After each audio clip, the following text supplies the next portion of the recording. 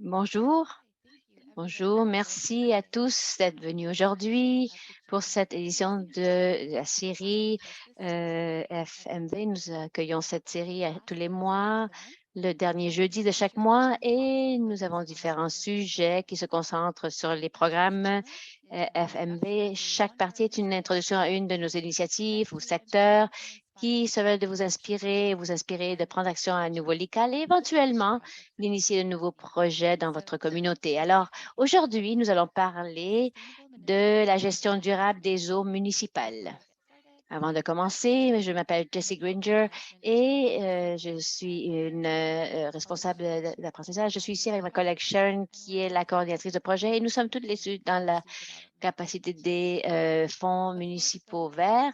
Afin de commencer, j'aimerais prendre un moment pour, au nom de FCM, de commencer en disant que je me joins par le territoire qui appartient aux peuples autochtones. Nous reconnaissons les peuples algonquins Anishinaabe comme les gardiens traditionnels de ce territoire où les bureaux du FMC et l'endroit d'où je me joins à vous aujourd'hui sont placés. Nous reconnaissons aussi les contributions des Métis, Inuits et de toutes les Premières Nations en formant et en renforçant ce pays et cette communauté comme tout. Je vous invite à, dans le clavardage, dire bonjour, vous présenter et partager d'où vous êtes en train de vous joindre à nous aujourd'hui. Quelques points de bienséance avant de commencer. Nous avons de l'interprétation simultanée qui est disponible pour écouter en français pour cet événement. Alors, les conférenciers vont parler en anglais. Si vous souhaitez écouter en français, vous pouvez aller au bas de votre écran. Il y a un cercle qui semble être un globe pour l'interprétation. Alors, vous pouvez cliquer sur ce globe et sélectionner français. Et en anglais. Si vous souhaitez écouter en français, veuillez cliquer sur le bouton d'interprétation en bas à la droite de votre écran. C'est un petit globe et sélectionne l'option français. As we move through our presentation, Lorsque nous commencerons avec nos présentations, je demande que vous soumettiez vos questions dans la boîte à questions et après la présentation, nous allons avoir une séance de questions-réponses où nous lirons toutes les questions et les réponses à la fin. Alors, s'il vous plaît, sentez-vous bienvenue de mettre vos questions dans la langue de votre choix et lorsqu'elles auront lieu au moment de la période de questions, nous aurons une riche gamme de questions et nous ferons de notre mieux pour répondre à toutes les questions le plus rapidement possible.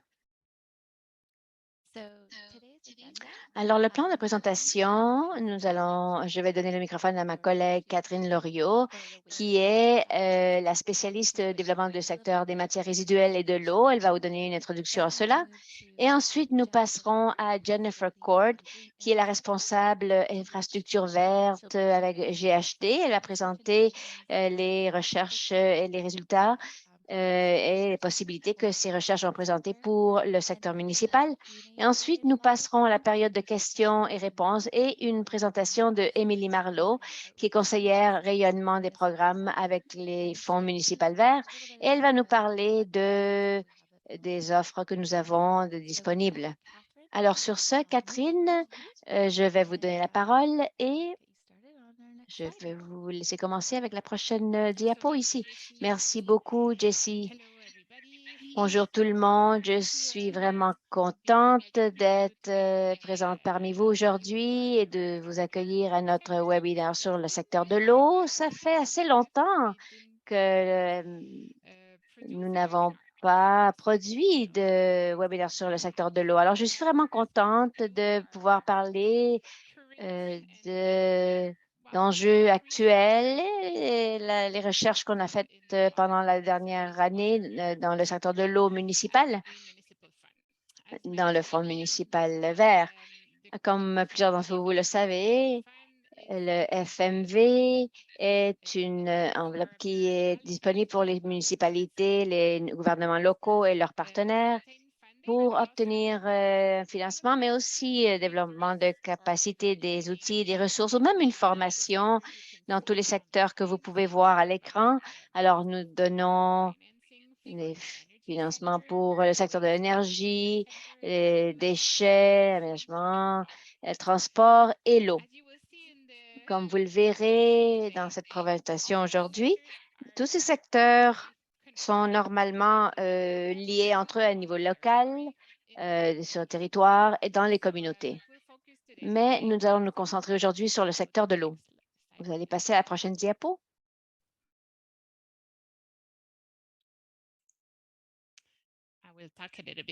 Je vais parler un peu plus sur le secteur de l'eau dans le FMV. Alors, nous donnons 3 voies dans le financement et soutien dans le secteur de l'eau pour les municipalités qui ont des projets et qui ont besoin de étudier la faisabilité des projets où ils veulent un pilote ou tester la technologie dans les 3 voies que vous voyez à l'écran. Donc, nous soutenons les qualités des eaux de ruissellement, la conservation de l'eau, ça pourrait être des campagnes, ça pourrait être de l'équipement, l'infrastructure qui aiderait à conserver l'eau et aussi dans les systèmes améliorés d'eau usée et de fosses septiques, des études de faisabilité, d'étudier comment améliorer la qualité des eaux usées. Toutes ces voies de financement ont été divisées historiquement dans le secteur de l'eau parce que nous avons différents critères d'éligibilité, mais aussi des différentes façons de mesurer la performance des projets que nous donnons dans ces 3 voies. Mais l'esprit de le GVF pour le financement du secteur de l'eau vont toujours être que nous voulons améliorer la qualité de l'eau qui est gérée par les municipalités, mais aussi l'accessibilité de l'eau potable et la qualité des eaux usées qui sont retournées à la nature. Donc, ça va rester et c'est pourquoi nous voulons aussi vous présenter aujourd'hui les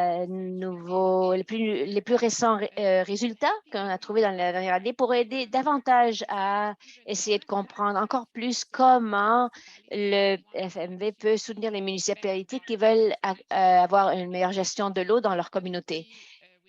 Ça pourrait être avec la gestion de l'infrastructure parce que nous avons entendu que les municipalités ont beaucoup de besoins de financement pour les investissements dans la gestion de l'infrastructure, aussi pour la qualité de l'eau, la résilience au changement climatique et aussi comment gérer mieux l'eau qui est déjà dans leur territoire. Vous pouvez changer de diapo. Est-ce que vous pouvez cliquer à nouveau 2 fois? Alors, ce qu'on a entendu et ce que nos recherches ont démontré par le passé, dans le passé très récent, c'est que nous voulons nous concentrer sur le soutien des municipalités pour les prochaines années et de les aider à accomplir des systèmes de gestion d'eau plus durables et aussi de comment ces systèmes dans la gestion de l'eau au niveau municipal, comment contribuer pour avoir une action climatique et une adaptation climatique aussi. Donc, vous allez voir dans cette présentation de Jennifer qu'il y a beaucoup de solutions. Il y a beaucoup d'opportunités pour le secteur de l'eau et pour toutes ces infrastructures, systèmes, tuyaux, traitements, usines que nous avons partout dans le pays et que ces systèmes peuvent contribuer à atteindre carboneutre, des communautés carboneutres et résilientes.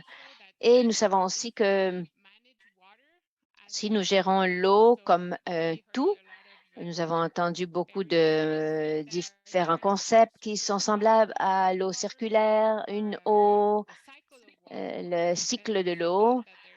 Et nous avons découvert qu'il y a beaucoup d'avantages dans la gestion de l'eau d'une façon durable, d'une façon intégrée aussi. Alors, ces avantages, vous pouvez les voir à l'écran. Il y en a plusieurs, il y en a plusieurs d'autres. Et Jennifer va démontrer comment il y en a plusieurs autres aussi.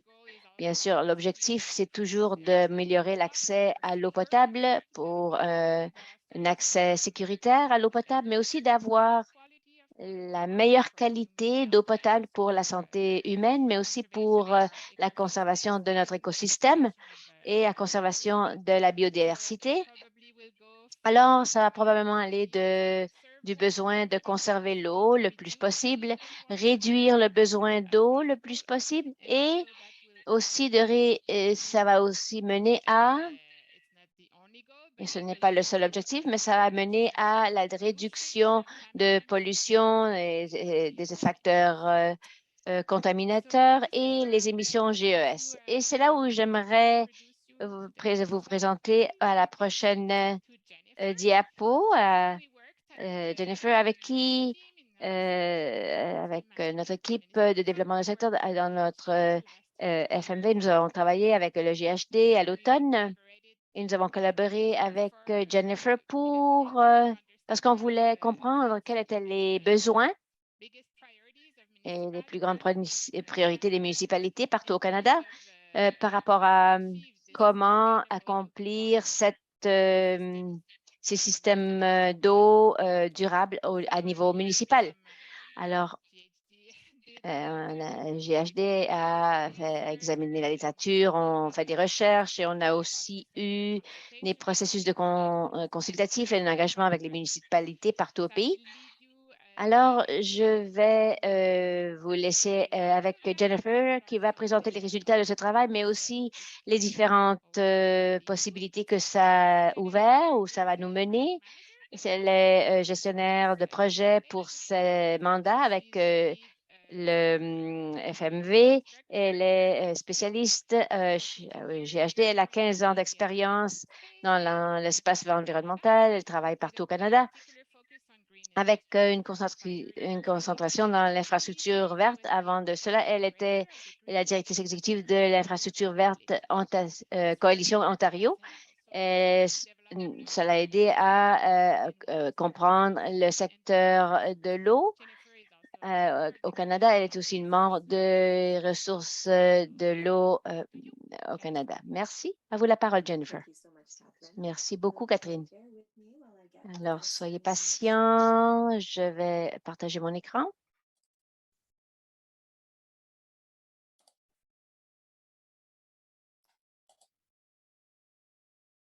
All right, that should be up. Ça devrait être à l'écran pour tout le monde. Merci, Jennifer. Je suis heureuse d'être ici avec vous aujourd'hui pour vous parler davantage sur la gestion de l'eau municipale durable.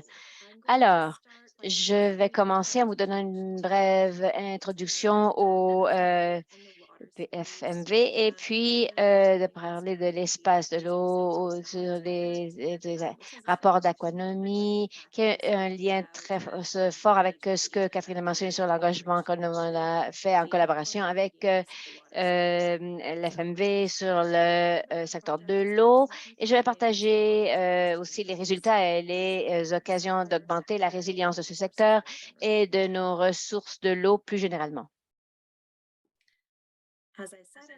Comme je l'ai dit, je vais vous commencer avec alors, c'est un des services professionnels qui mène dans les marchés mondiaux de l'eau, l'énergie et l'urbanisation. Nous donnons des services de génie architecturel, numérique et de construction au public et au secteur privé. Ça a été établi en 1928 et c'est dans 5 continents. Notre approche des avantages de la communauté partout dans le monde. Nous sommes des leaders dans la gestion de l'eau, IWN ou une eau, et nous reconnaissons que pour maximiser la qualité de l'eau, la protection contre les inondations, la durabilité, une approche plus holistique de la gestion de l'eau est requise. Donc, nous sommes très passionnés sur l'eau durable. Et à cause de cela, nous savons que la santé de notre planète est en lien avec comment nous gérons nos ressources d'eau. de manque d'eau, l'augmentation des niveaux de mer, les pluies ont un impact à l'augmentation de tout le monde dans le monde. Les défis reliés au changement climatique sont préoccupants pour le Canada parce que selon le rapport des changements climatiques du Canada, le Canada est en train de se réchauffer au double de taux double. Les initiatives qui s'appellent l'avenir de l'eau qui reconnaît ces défis et travaille en collaboration avec pour co-créer des solutions positives pour livrer des résultats d'eau qui respectent la nature et les communautés. Nous avons aussi une compréhension plus profonde de l'impact touchant l'eau sur le changement climatique, des changements climatiques et économiques. Et ça, c'est le moteur pour notre projet. Alors, vous allez voir ici à l'écran, l'économie utilise un modèle qui estime les impacts de l'avenir économique sur les sécheresses, inondations et tempêtes pour le PIB et le secteur de l'eau. Et les chiffres que nous avons trouvés, 5,6 millions qui vont être perdus entre 2022 et 2050 à cause de ces événements.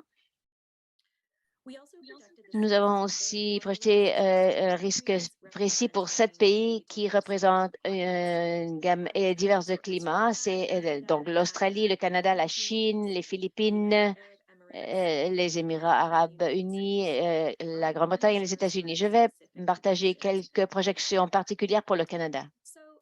Donc, le Canada n'est peut-être un pays à qui il manque de l'eau, mais c'est un pays d'extrêmes et ces extrêmes deviennent de plus en plus prononcés.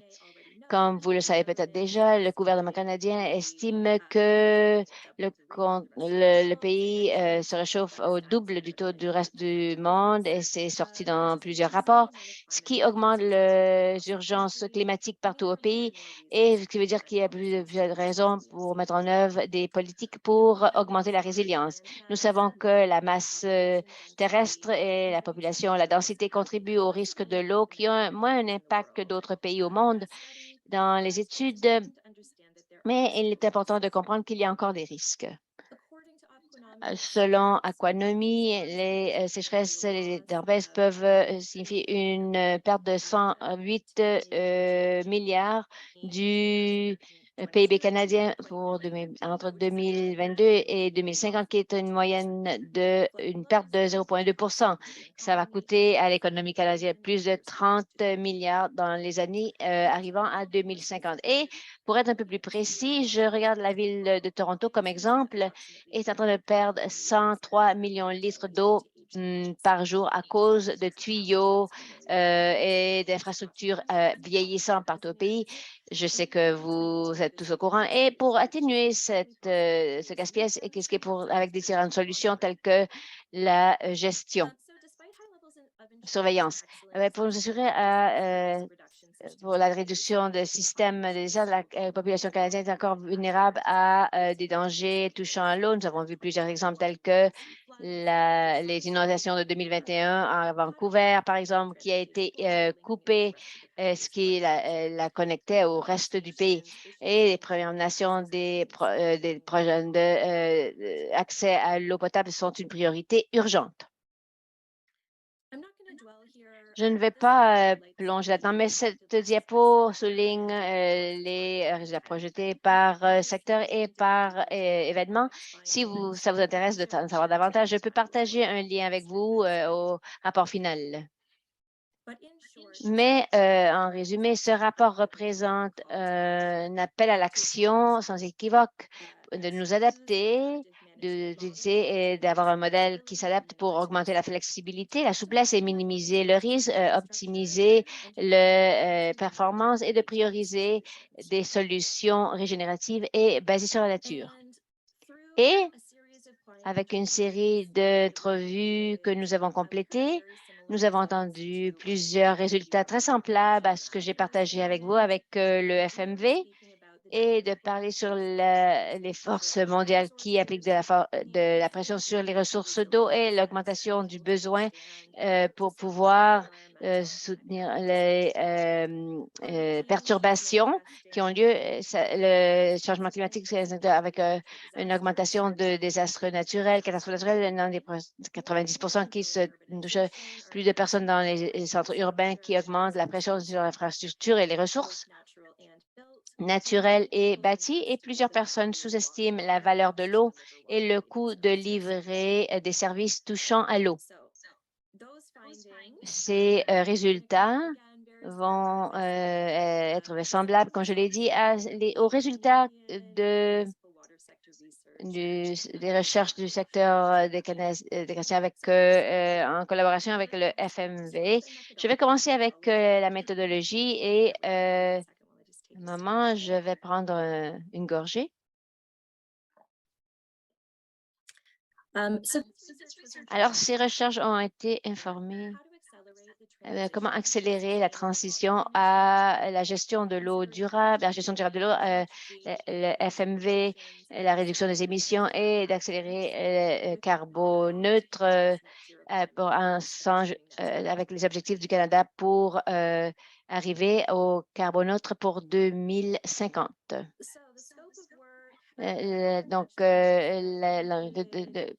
Ça inclut les recherches de structures, révision des lectures, des sondages et des groupes de travail qui ont généré un rapport, une présentation du FMC de l'équipe FCM. Nous avons très rapidement. Alors, nous avons fait des recherches, des ressources clés du secteur de l'eau canadien et des moteurs, donc les résultats du FMC et d'autres personnes dans cet espace. Nous avons préparé notre sondage national. Je suis très heureuse d'avoir des réponses de toutes les provinces et territoires qui sont représentés. Nous avons un total de 68 réponses à ce sondage, mais quelques-unes des réponses représentent des organismes qui représentent plusieurs municipalités. Donc, au total, des municipalités représentées par ce sondage ont été de plus de 330.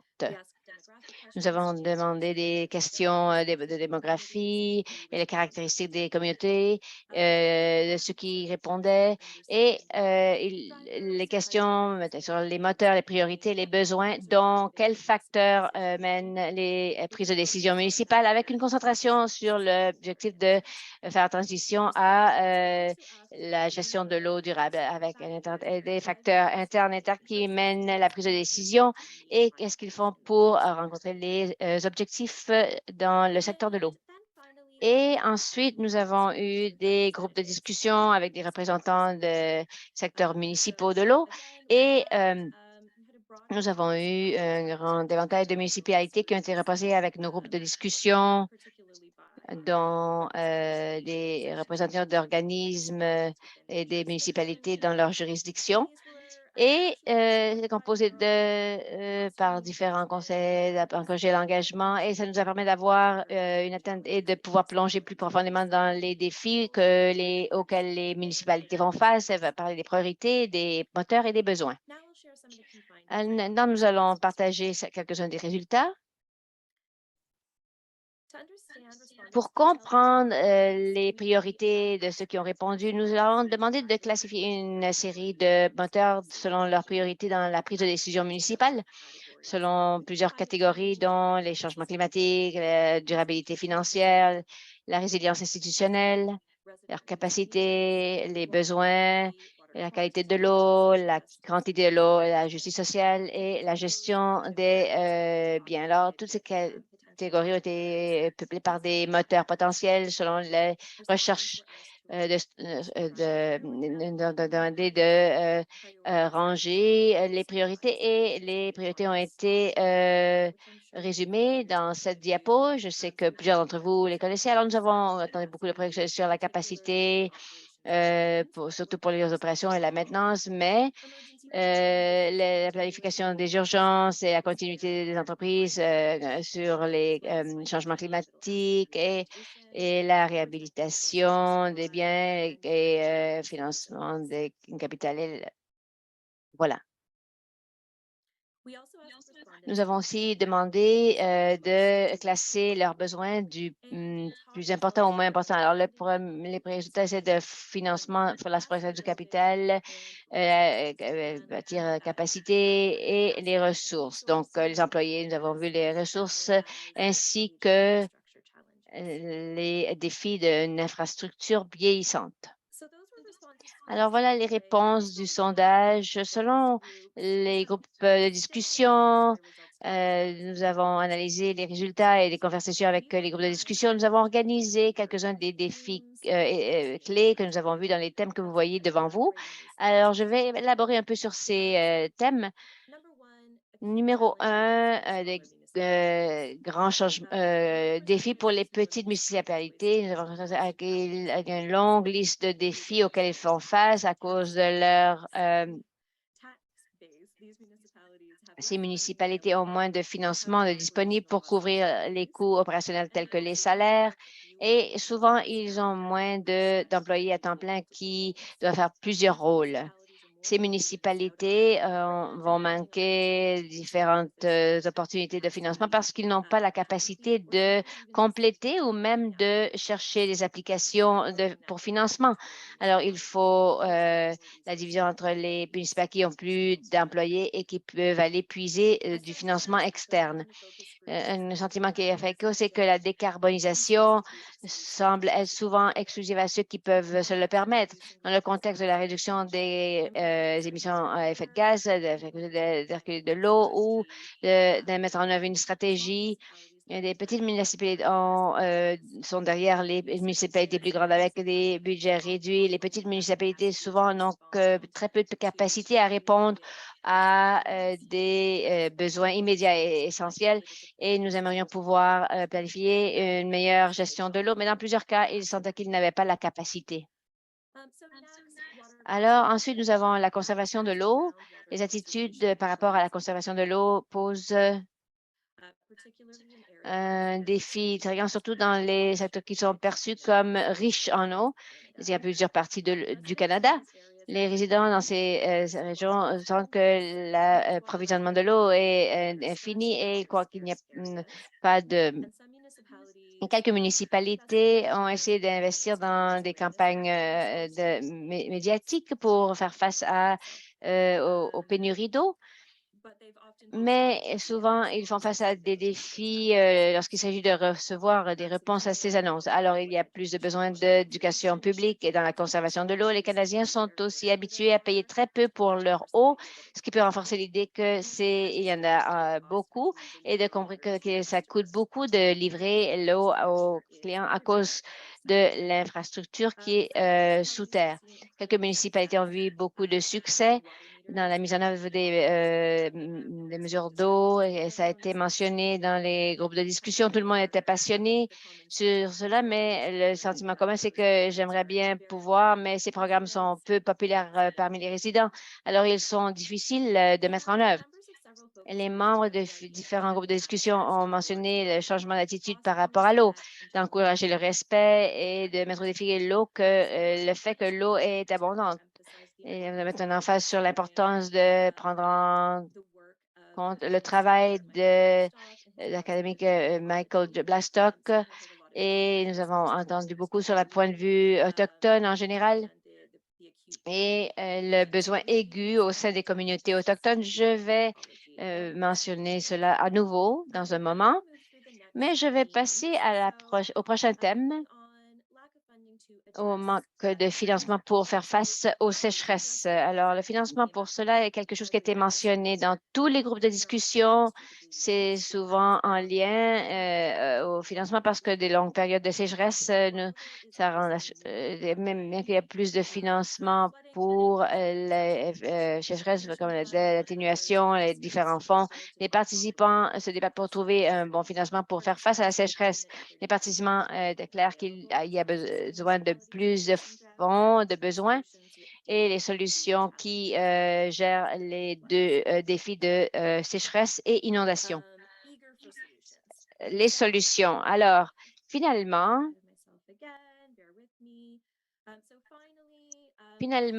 le traitement de l'eau, les conversations par rapport à ce sujet se concentrent sur les barrières à la gestion durable de l'eau.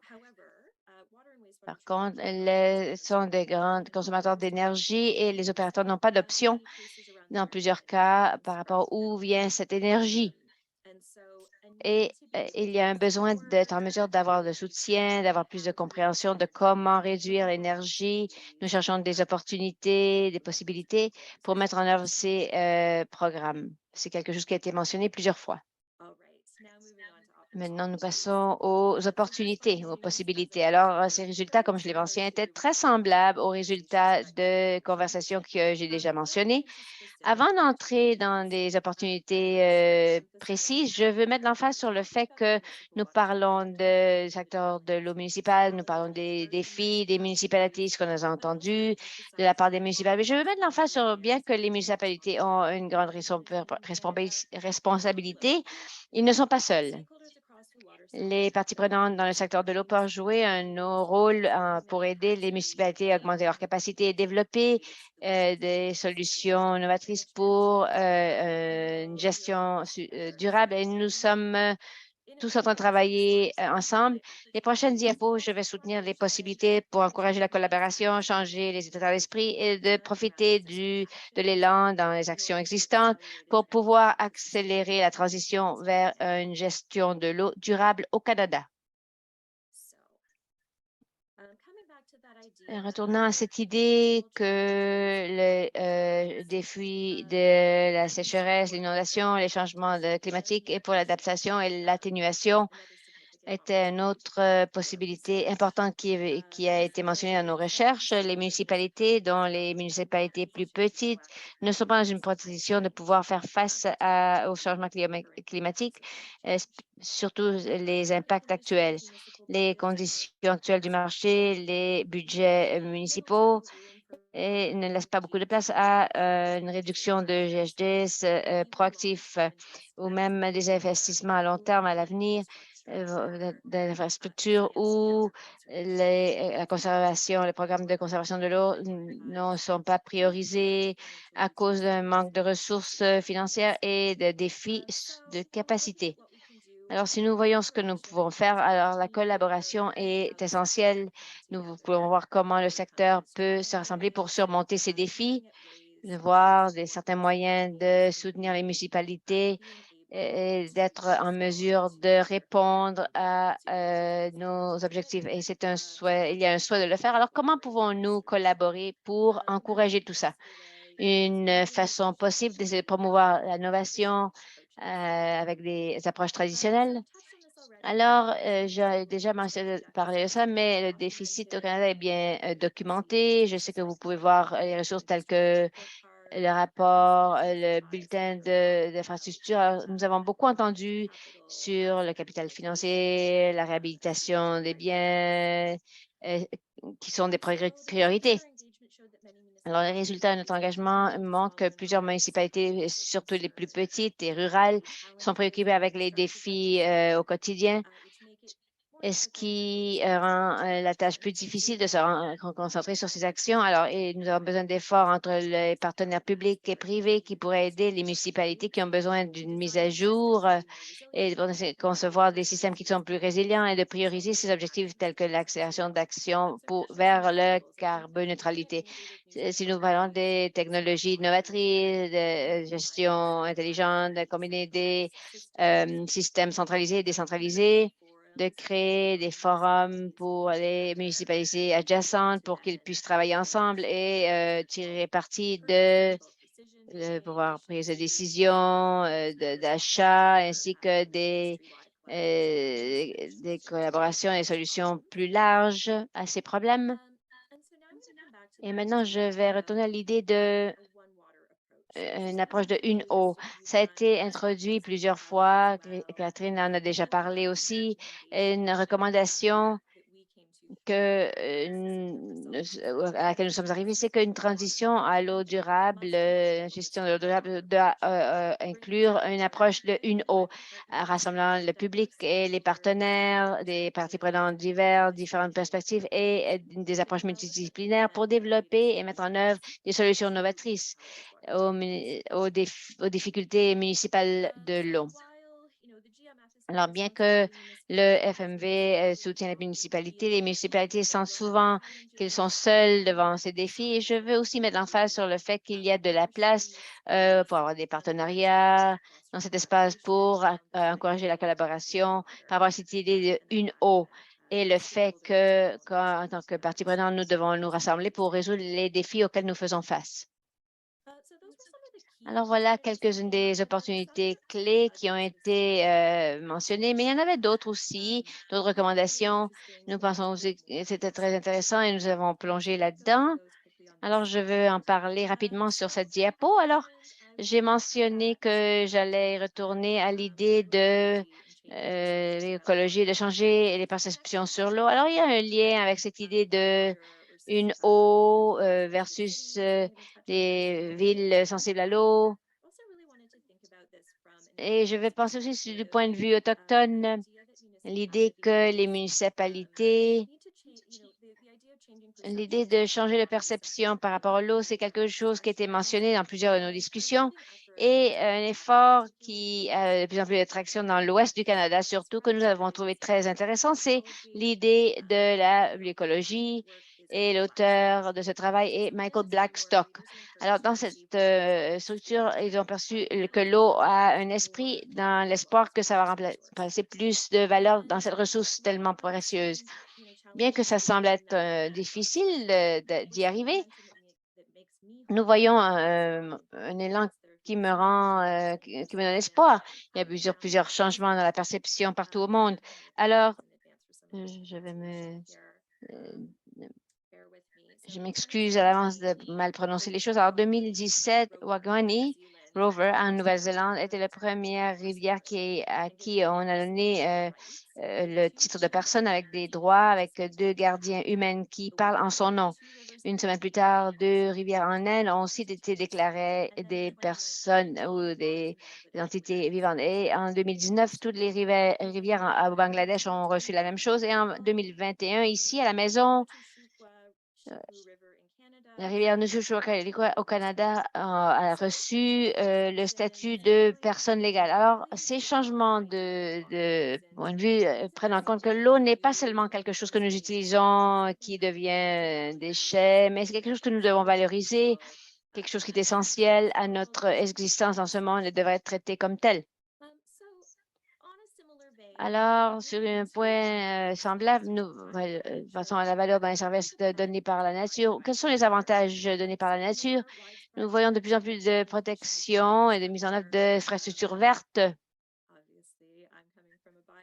Je viens d'une perspective préjugée, mais c'est une action clé pour la transition vers une gestion de l'eau à bas carbone. Et pour pouvoir soutenir cette action, il y a une couple de choses que les municipalités et leurs partenaires peuvent faire. Alors, premièrement, de pratique des services d'évaluation de services pour pouvoir valoriser les services qui sont fournis par la nature et de bien les comprendre plus largement. Et ensuite, deuxièmement, de voir l'incorporation plus de bien d'agriculture dans la gestion des municipalités d'un point de vue différent où l'infrastructure verte telle que les arbres, la végétation. La liste est bien longue, je peux donner plus d'exemples, sont gérés de niveau avec des biens traditionnels, avec une valeur équivalente et elles peuvent proactivement gérer et financer au sein de la même structure telle que les biens traditionnels tels que les routes et les ponts et ça permet à ces biens de s'épanouir et de donner des avantages et des services. Je pourrais en parler davantage, mais je ne le ferai pas aujourd'hui. Et l'opportunité finale, c'est dans le contexte de l'inventaire des biens nationaux naturel, par exemple, n'a pas eu lieu encore. C'est en train d'être formé et c'est une bonne opportunité de créer un inventaire d'actifs de bois, ainsi que l'empreinte de GMG dans l'évaluation des assets a donné une image pleine du profil des actifs de l'eau et l'infrastructure canadienne pour pouvoir créer une meilleure compréhension des émissions et pour aider les municipalités à prioriser au fur et à mesure qu'elles travaillent vers des émissions carbone neutres. Je vais vous donner quelques exemples sur comment on a vu quelques-unes de ces possibilités en action. Je vais commencer en parlant de Vancouver, où ils ont eu quelques-uns de ces différents concepts et opportunités ensemble avec la fondation de la stratégie Rain City. Alors, la pluie est recueillie comme ressource pour l'écosystème et les approches de l'eau qui sont représentées ici. Et la stratégie a été adoptée en 2019 et décrit l'objectif d'avoir que le Vancouver devienne une ville sensible à l'eau. Les objectifs que vous voulez voir dans la diapo devant vous, améliorer la qualité de l'eau, la protéger, augmenter la résilience par une meilleure gestion et augmenter la livabilité en augmentant les écosystèmes. Alors, c'est un regard vers l'avenir, une aspiration, une stratégie d'aspiration avec l'objectif de pouvoir atteindre un changement pour 2050. Il y a différentes étapes qui doivent être incluses dans la stratégie pour nous aider à y arriver. Alors, à la base de cela, c'est un engagement de saisir et de 90 de pluie, le volume à long terme et de gérer l'eau de pluie sur 40 pour 2050. De cette cible, il y aura 30 qui va pour le développement et le reste 10 à mettre en œuvre de rétroaction partout dans l'infrastructure de l'eau de pluie. C'est une priorité pour Vancouver. Les pratiques de mettre en œuvre ont une applicabilité pour la gestion des sécheresses au Canada aussi. Je vais en parler dans un moment, mais bien que je suis en train de parler de Vancouver, je vais aussi mentionner qu'ils prennent une approche proactive d'évaluer les services fournis par la nature avec une approche stratégique robuste, un sujet qui m'est très cher. Alors, je veux seulement mettre l'emphase sur le fait que Vancouver est en train d'entreprendre ces projets ensemble. Et bien que c'est facile de dire que Vancouver est une grande ville et bien financée, je crois qu'il y a des leçons qui peuvent s'appliquer à toutes les municipalités partout au Canada de cette perception que l'eau est une ressource et c'est pour tout le monde. Alors, pour notre prochain exemple, peut-être que je vais parler de l'idée de centraliser et décentraliser la saisie de l'eau, des solutions naturelles et fabriquées et qui augmenter la résilience aux deux défis de sécheresse et inondation. Pour illustrer ce potentiel, je vais aller un peu plus loin de chez moi à Australie, le projet plus grand qui couvre 250 hectares de terrain, qui aurait 120 000 résidents et 60 000 travailleurs pour 2050. Il y a différents défis, c'est de bas niveau et des côtes riveraines qui sont à bas niveau, des eaux peu profondes et des capacités et d'autres. Pour faire face à ce défi et dans des façons innovatrices en augmentant les considérations de la résilience, l'écologie et la gestion intégrée de l'eau. Ça a été utilisé et ça a été recyclé, fusionné avec le transport actif et les services récréatifs, habitat et différentes fonctions de la ville, les routes, des communautés qui se développent bien et qui s'appliquent bien dans le contexte canadien. Alors, pour terminer, j'aimerais dire que bien que les communautés partout au pays sont déjà en train de sentir les impacts d'un climat changeant, de plusieurs façons. C'est des expériences qui se font par l'eau, avec des inondations, des sécheresses, et tout cela met une pression sur les systèmes municipaux d'eau. Mais les bonnes nouvelles, c'est que malgré tous ces défis, la plupart des municipalités sont déjà en train de prendre en compte la transition à une gestion d'eau durable, et même les municipalités qui n'ont pas les ressources actuellement pour faire les changements de leurs pratiques voudraient le faire. Mais nous aimerions prendre cela en compte pour la prise de décision pendant les prochains 10 ans avec les bonnes conditions et les bonnes ressources. Les municipalités ont une grande responsabilité pour la gestion de l'eau au Canada, mais comme je l'ai dit, elles ne sont pas seules. Les parties prenantes dans tout ce secteur peuvent soutenir les municipalités à augmenter leurs capacités et de développer et de mettre en œuvre des solutions novatrices pour augmenter la gestion de l'eau. Les possibilités que j'ai soulignées aujourd'hui positionnent le secteur de l'eau pour créer des conditions qui permettront aux municipalités d'avancer avec les précautions actuelles et de travailler vers un avenir plus résilient et plus durable. Alors, je vais terminer ici. Sentez-vous libre de poser des questions sur ces résultats ou sur l'infrastructure verte en général. Merci beaucoup.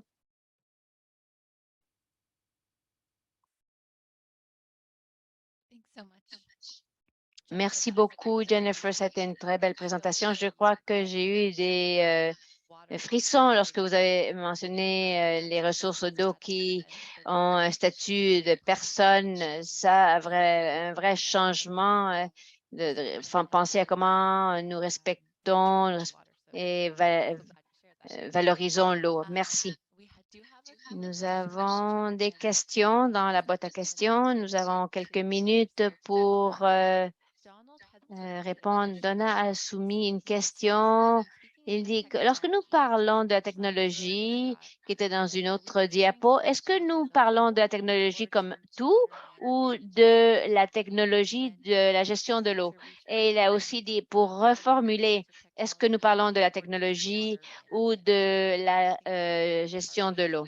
Et je crois que ça a été à la moitié de vos diapos qu'il a posé cette question. Si vous voulez voir rapidement si on peut trouver ça ou savez-vous? Oui, je regarde où ça pourrait se trouver. Les nouvelles technologies qui ont été soulignées dans des résultats du sondage et les solutions potentielles. Et certainement, le contexte, c'est la technologie de la gestion de l'eau, mais ce que nous avons mentionné dans quelques-uns de nos groupes de discussion, c'était aussi de parler de technologies qui n'ont pas été utilisées sur l'applicabilité de technologies existantes au secteur de l'eau ou de l'innovation dans la technologie pour soutenir le secteur de l'eau. Alors, oui, c'est les deux. Merci. Je vois ici dans la boîte à questions une question de Kathleen Fencon avec une question par rapport à l'approbation de projet pour le FMV. Peut-être que ma collègue Emily, je vais vous inviter à répondre à cette question dans la boîte si vous pouvez ou si vous voulez répondre rapidement en direct. Qu'est-ce que vous préférez?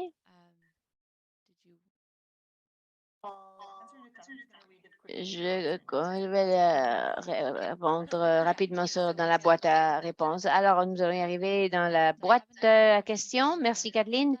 Et une question de Linda. Ma municipalité fait l'expérience de pénurie d'eau. L'été, nous avons mis un moratorium de la construction de certaines zones et nous voulons des règlements plus sévères. Quelles données existent qui prouvent ou refutent l'efficacité des maîtres d'eau dans les communautés à part les grandes villes?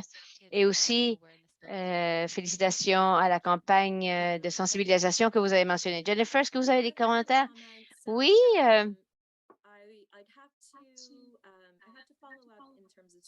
Je dois faire un suivi par rapport à des résultats précis, mais les résultats de ces recherches ont été incroyablement pro. Tout ce qu'on a entendu, c'est que les compteurs d'eau sont populaires, mais sont très efficaces, mais peu populaires. Alors, les défis de la mise en œuvre Voilà. Les campagnes de sensibilisation publique, le défi là, c'était que ça touchait au budget et d'avoir la capacité de faire ça et de faire ça avec la largeur dont nous avons besoin parce que comme on le sait tous, les gens doivent entendre des messages plusieurs fois pour pouvoir être efficaces. Alors, ça peut être un défi. Merci pour ça.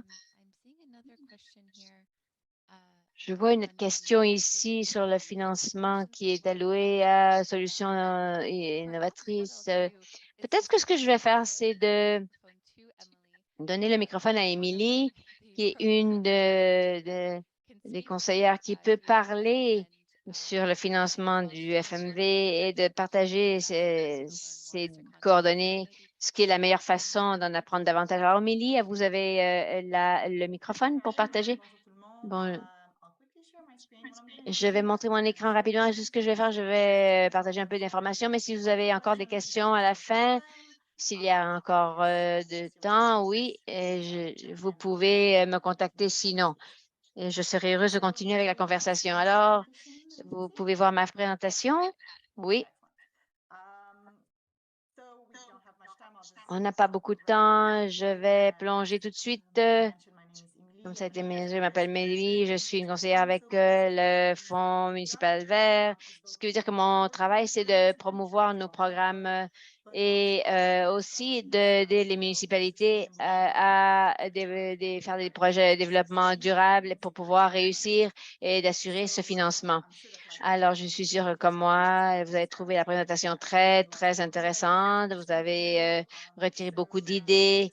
Et je veux seulement dire à la fin du webinaire et de vous rappeler que, comme ça a été mentionné par Catherine au début, nous avons l'information, des ressources, mais nous avons aussi un financement pour soutenir vos fonds municipaux. Alors, nous avons 5 secteurs.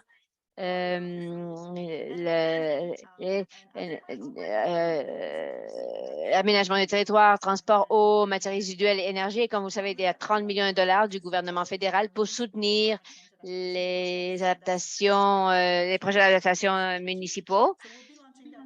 Alors, on va lancer ce nouveau programme tôt en 2024. Alors, je sais qu'il y a un grand lien avec cela. Je crois que ça va être très pertinent. Alors, je ne vais pas faire une grande description de tous ces secteurs-là aujourd'hui parce qu'en 5 minutes, 5 heures serait probablement pas assez non plus.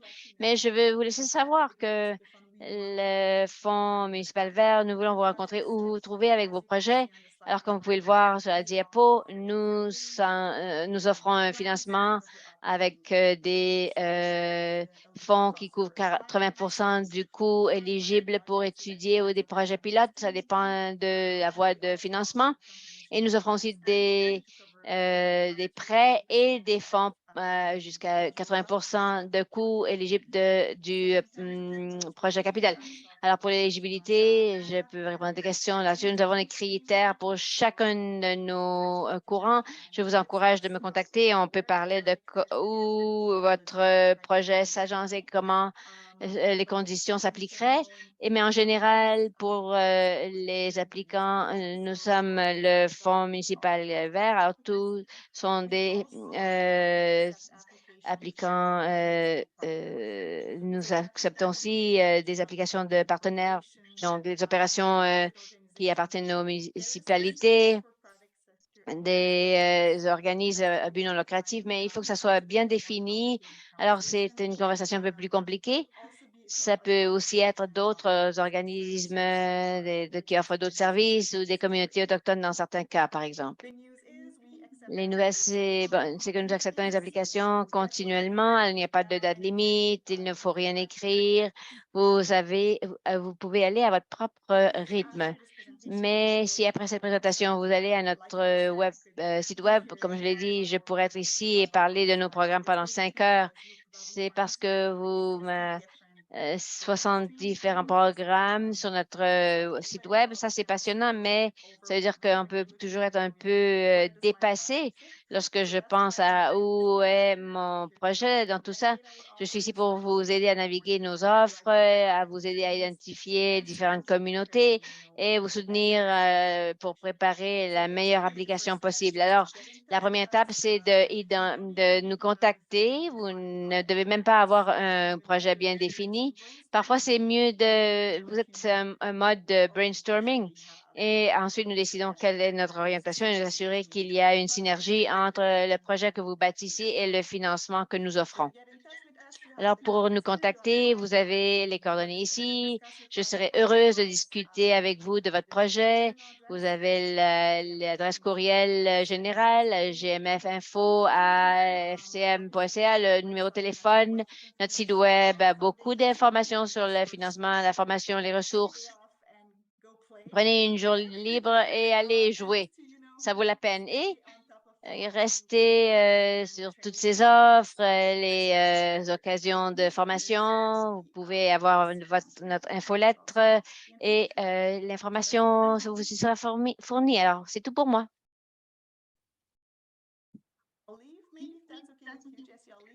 Si c'est bien avec vous, Jessie, je vais laisser ma diapo à l'écran pour que tout le monde ait la chance de la copier. J'allais partager une diapo sur le webinaire qui s'en vient. Oui, je vais vous laisser faire ça. Je vais mettre mes contacts dans le clavardage et Sharon a partagé ces informations aussi. Nous avons beaucoup de questions sur le financement, alors veuillez contacter l'équipe. Leur travail, c'est de répondre à toutes ces questions. Alors, prenez le temps de le faire. Et dans nos dernières minutes, j'aimerais ici notre prochain webinaire. Merci, Émilie. Avant de quitter, je veux mettre notre prochain webinaire. C'est une reprise de la conférence sur les collectivités durables. Être le visage du plan d'action climatique de votre collectivité. On a eu ce webinaire en février, il y a quelques semaines, et on a choisi une de nos ateliers les plus populaires. On a réinvité les conférenciers et nous voulons maintenant le partager avec vous. Ça s'appelle être le visage du plan d'action climatique de votre collectivité. Ça, c'est le nom du webinaire et de l'atelier qui était qui a eu lieu. Il y a eu tellement de suggestions qui ont été partagées. Et parfois, c'est un défi et c'est une position difficile. Alors, c'est vraiment une conversation merveilleuse de tous les aspects de cela. Alors, je vous invite, je crois que ça va vraiment vous intéresser. Et Sharon a partagé le lien d'enregistrement dans la boîte à questions. C'est déjà ouvert si vous voulez vous inscrire maintenant. Et pour notre prochaine diapo, merci d'être venu aujourd'hui. Merci pour votre attention, vos questions, votre temps. Et ma collègue Sharon va faire l'étape finale de lancer le sondage ou l'enquête.